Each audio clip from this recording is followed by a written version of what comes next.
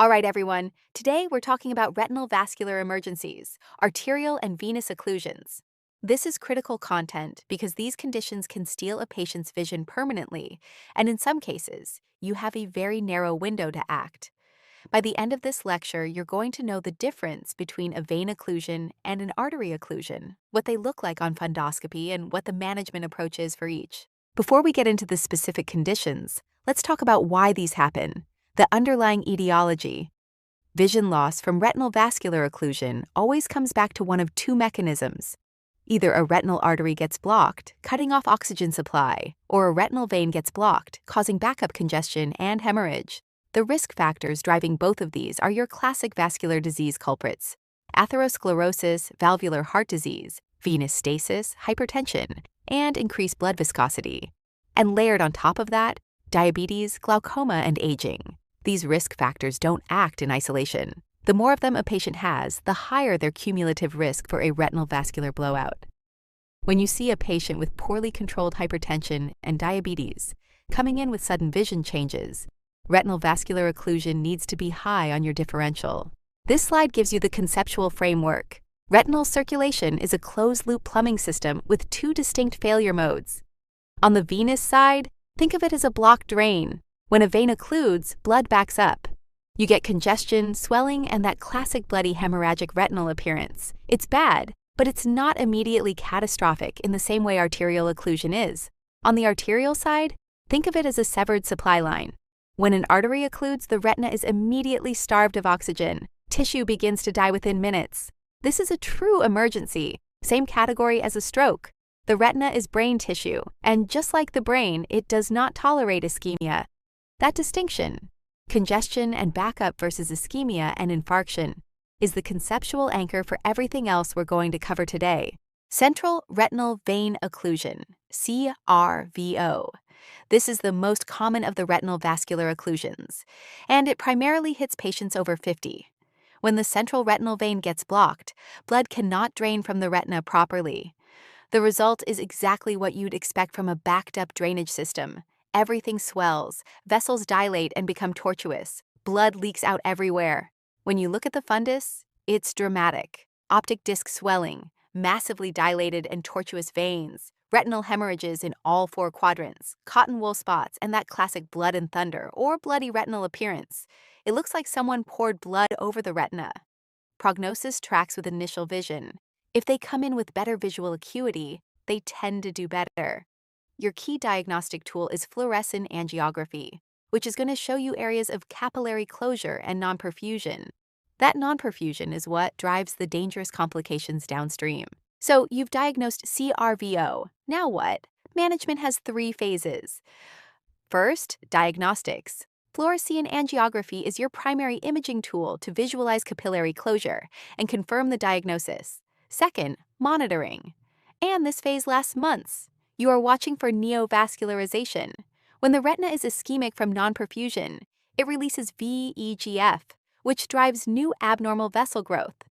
Those new vessels are fragile and dangerous.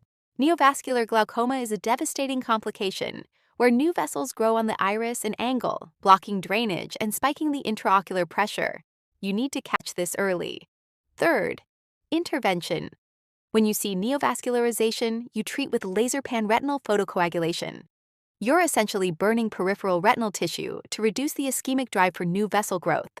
Your complication watch list for CRVO: macular edema, macular non-perfusion, and vitreous hemorrhage. These are the things that will rob your patient of central vision long-term. Branch retinal vein occlusion, BRVO. Same concept as CRVO, but localized to a branch vein rather than the central vein.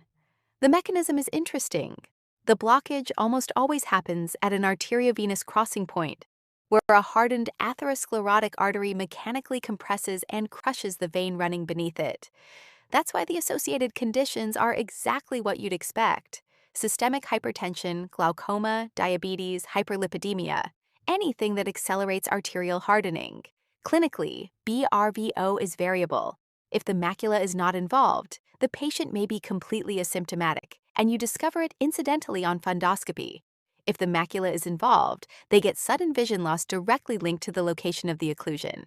If macular edema develops over time, vision loss can be gradual. The fundoscopic findings mirror CRVO, but are limited to the distribution of the affected branch. Diagnostics and management are the same as CRVO, fluorescein angiography, monitor for neovascularization, laser if needed. This slide lays out the 3 clinical pathways for BRVO based on where the localized vascular blowout lands. Pathway 1, macula spared.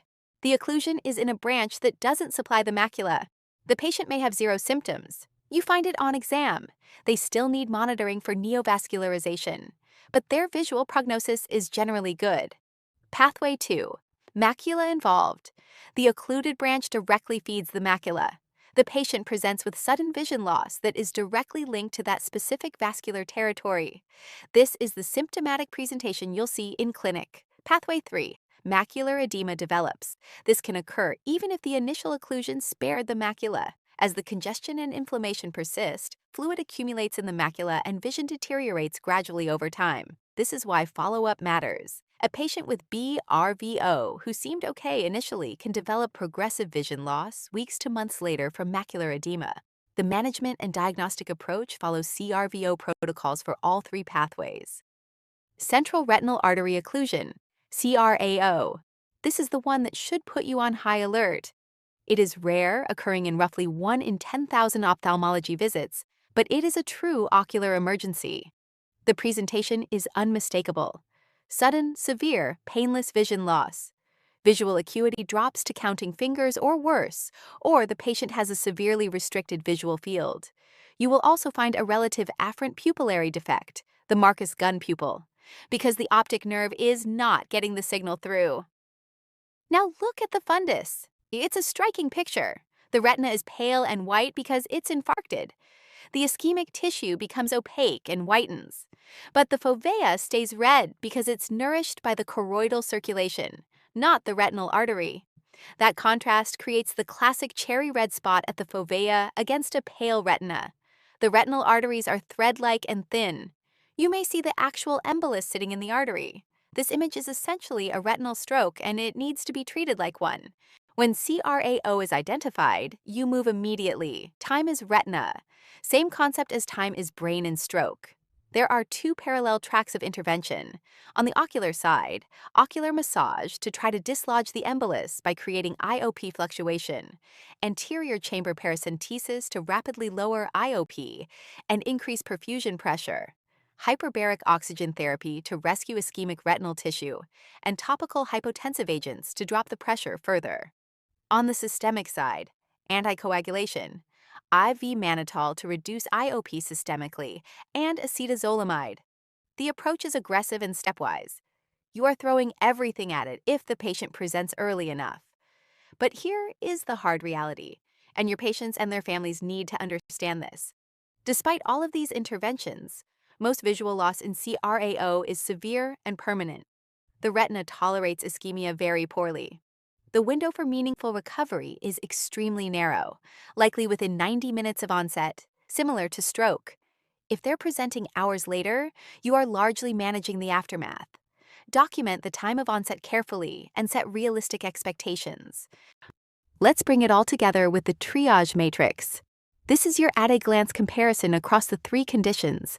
CRVO, central vein, onset with mild to severe vision loss.